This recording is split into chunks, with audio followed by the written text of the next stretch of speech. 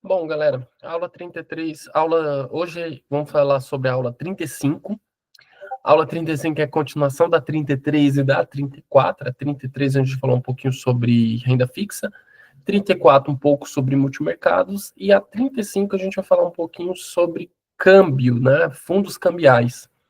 Então, os fundos cambiais, o que que eles são? Eles são moedas, eles investem, né, em moedas estrangeiras como o dólar, mas a gente também tem fundos cambiais que investem em euro ou em alguma outra moeda que seja, né? Eles são investimentos abertos e focados em ativos relacionados à moeda estrangeira, como euro e dólar. É uma boa oportunidade de diversificar sua carteira de investimentos e rentabilizar seu capital a partir da valorização dessas moedas. Por exemplo, sempre que o dólar sobe, o investidor ganha. Com o cenário econômico mais volátil como é o brasileiro, o fundo cambial é uma forma de proteger o investidor e seu dinheiro das variações de mercado. Né? O real, ele é uma moeda de um país emergente, então ele tem uma grande desvalorização frente às moedas mais desenvolvidas. Então, você investir num fundo cambial, de certa forma, você está investindo numa moeda forte e protegendo o seu poder de compra de uma certa parte em relação ao real, né? Em relação às outras moedas. Tá? Os fundos cambiais servem para o investidor se prevenir para que a alta de uma moeda não prejudique seus planos. Esses fundos também são um meio do investidor realizar o chamado hedge, né? Hedge é uma estratégia de proteção contra oscilações da moeda nacional. O hedge é fundamental para empresas que possuem relacionamento comercial com outros países, por exemplo. Dessa forma, o investidor compensa a variação positiva da moeda estrangeira com os ganhos obtidos pelo investimento, evitando prejuízos, né?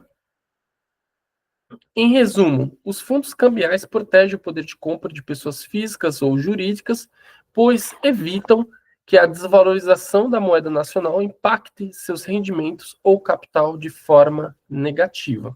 Tá? Quais as diferenciais dos fundos cambiais? Primeiro, proteção contra a valorização de moeda estrangeira, sobretudo para aqueles investidores que possuem passivo no exterior. Segundo, facilidade operacional na aplicação via fundo de investimento, se comparado a comprar diretamente moeda estrangeira, né? Então você só aplica lá no fundo. Vale lembrar que tanto as aplicações quanto os resgates são feitos em reais. E o terceiro, diversificação para a carteira do investidor, dado a baixa correlação de moedas com os ativos locais. Como exigência da CVM, o 80% do patrimônio líquido do fundo cambial deve estar investido em ativos relacionados direta ou indiretamente a tal fator de risco. Então, assim, 80% desse fundo tem que ser realmente investido no câmbio, né? Investido em dólar, investido em euro, investido mais ou menos na classe que esse fundo ele se propõe, tá? Não pode ter investimento baixo em câmbio, né? Ele tem que ter um investimento já um pouco alto nesse sentido. Ou seja, no caso dos fundos cambiais, o gestor deve investir, né, mais de 80% em ativos relacionados à moeda estrangeira. Os outros 20% podem ser alocados em renda fixa, né, fundos ou títulos, como CDB ou derivativos. Por exemplo, assim é possível reduzir parte do risco desse investimento. Os gestores trabalham através de derivativos via contratos futuros de moeda ou operações de swap cambial, que seriam trocas entre moedas. Ainda é possível que invista em títulos públicos ou privados denominados em moedas estrangeiras, tá? Então também tem esse ponto. Tipos de fundos cambiais. Os fundos cambiais podem ter a estratégia de hedge, né, ou seja, proteger a desvalorização da moeda, atrelada aos ativos do fundo. Renda fixa, atrelados a um país, atrelados a um ou mais setor ou país. Geralmente é sensível à taxa de juros, podendo estar exposto a obrigações de empresas ou dívidas de governo. Ações, investe em empresas que têm suas receitas atreladas ao câmbio. E o Red Funds é equivalente global aos nossos fundos multimercados. Os Red Funds, a gente vai estudar bastante na mentoria, porque vários gestores de Red Funds globais, eles têm um retorno absurdo em longo prazo, né? Então, eles são equivalentes a multimercados. Então, eles trabalham com câmbio, juros, real estate, ativos alternativos, commodities, criptomoedas. Os hedge funds, eles são extremamente amplos também, muito parecido com o multimercado. Eles têm um mandato absurdo para aplicar. E portfólios globais, que aplicam em outros fundos que podem ter em seus portfólios diversos tipos de ativos, renda variável, renda fixa, imobiliários ou commodities.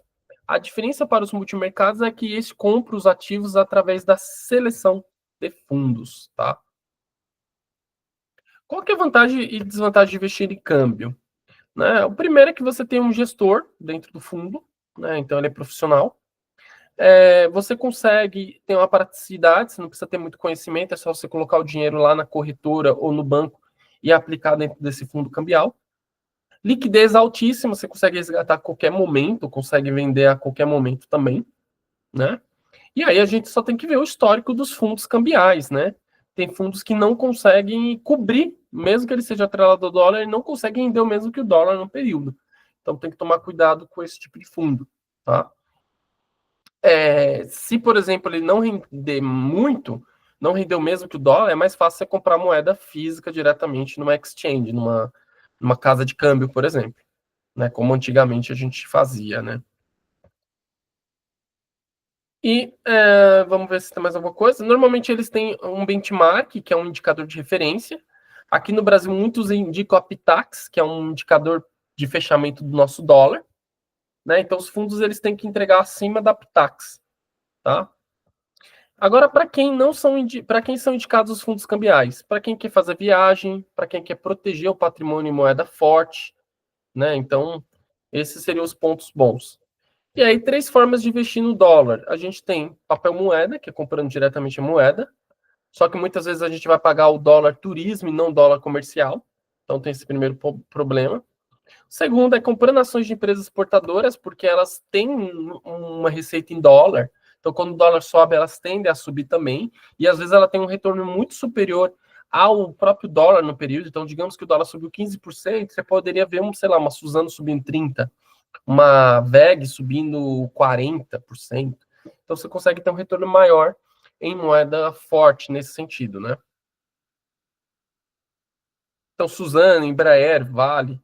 E você pode também, através de contratos e mini contratos, que são os contratos de dólar cheio e os mini contratos de dólar também, tá?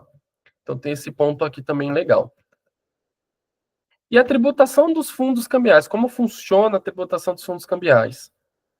Até 180 dias, 22%, acima de 180 dias, 20%. Isso nos fundos que são de curto prazo. Longo prazo começa com 22% e termina em 15%, tá? Então, é muito parecido com renda fixa e com o multimercado que a gente estudou nas aulas anteriores.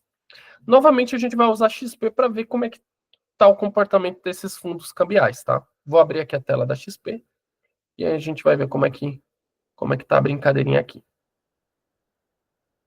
Então, aqui é a tela da XP. Vamos subir. Vamos desmarcar multimercado, que foi o objeto da aula anterior. E aqui, cadê?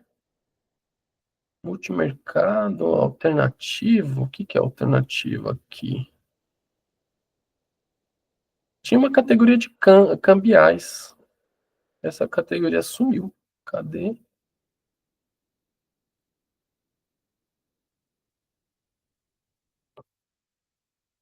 Vamos ver na categoria internacional o que aparece. Ele vai entrar na categoria internacional, tá? Mas na categoria internacional engloba outras coisas além de fundos cambiais. Então, por exemplo, esse Morgan Stanley aqui, Global Fixed Income, ele deve investir em renda fixa global. Então, ele teve um retorno de 20%. Aqui, Global Opportunities Dollar deve investir em oportunidades dolarizadas. 3% só de retorno, foi um retorno bem pífio. Vamos rotar aqui, Global Credit, Selection Ações Globais. Aqui é um fundo cambial, ó.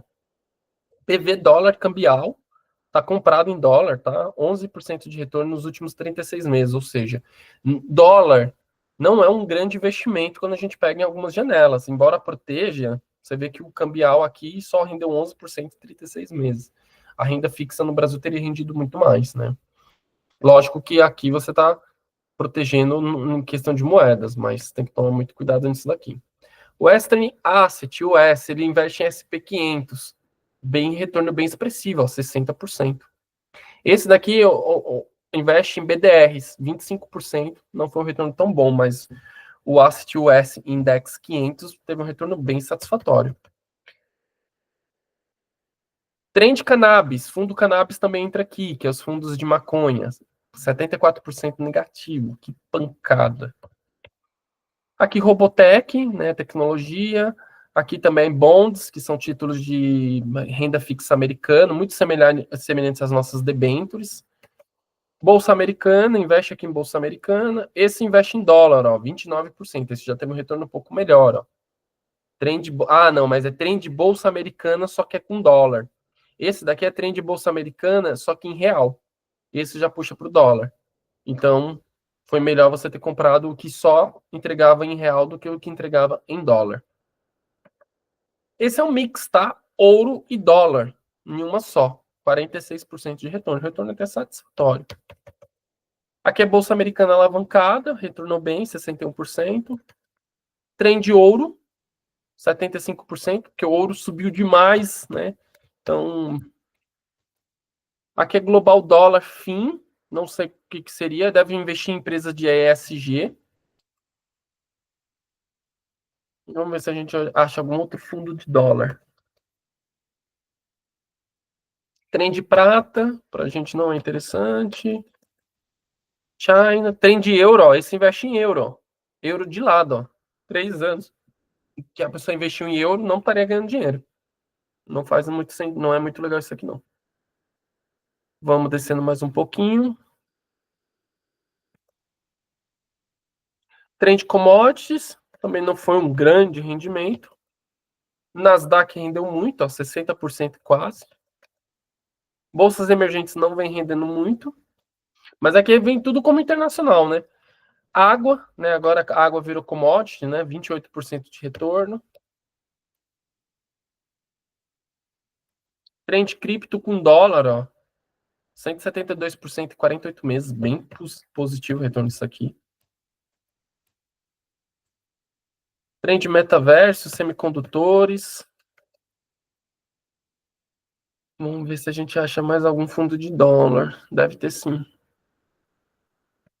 Você vê que aqui é tudo fundo internacional, que tem câmbio, tá? Esses fundos têm câmbio, mas eles não investem apenas em câmbio, eles investem em outras coisas. Aqui sim é um cambial, ó. Trend dólar, cambial, 13%.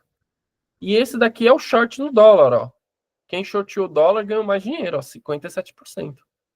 Então, olha que legal. Quem fez o short no dólar nos últimos 3 meses, nos últimos 3 anos, teve um retorno bem expressivo do que comprando o dólar. Por isso que tem que tomar cuidado com as narrativas de sempre comprar dólar, porque nem sempre é um ponto bom de comprar dólar. E aqui acho que acabou. Mas a gente conseguiu ver que o dólar em 12 meses é positivo, mas numa janela maior, 24, 36 meses, o dólar não está positivo, não está legal. Tem classes que renderam muito mais. Então, o dólar, digamos que seria mais um portfólio de proteção, um portfólio a mais para você incluir dentro da sua carteira, do que propriamente você falar, eu vou ganhar muito dinheiro em dólar. Não, o dólar não é aquele grande fator de explosão. Mas sim, é importante dolarizar, é importante, por exemplo, às vezes até investir em empresas dolarizadas do que você comprar dólar em si. Vocês viram que os fundos que investiam em SP500, em Bolsa Americana, deram 50%, 60% de lucro, enquanto em dólar deu 20% de retorno em 36 meses, né? Então é 40% a mais praticamente. Se você tivesse comprado Bolsa Americana dolarizada, ou Bolsa Americana em reais também. Então tem que tomar muito cuidado disso.